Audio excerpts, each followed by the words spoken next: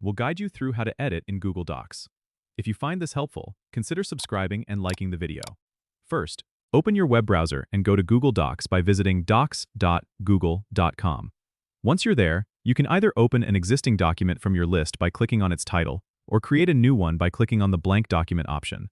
When you're in the document, you can start editing right away. To edit text, simply click on the text area you want to change and start typing. You can highlight text by clicking and dragging your mouse over it, and then use the toolbar at the top to change the font, size, or style like bold, italic, or underline.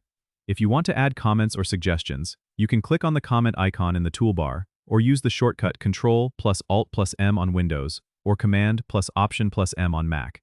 This is especially useful for collaborating with others. For more advanced editing, you can go to the Insert menu at the top and add images, tables, or special characters. You can also use the Format menu to adjust paragraphs, line spacing, and alignment. Remember, Google Docs automatically saves your changes, so you don't need to worry about losing your work. You can always check the version history by going to File and then Version History to see or restore previous versions of your document. This is great for tracking changes or recovering older edits.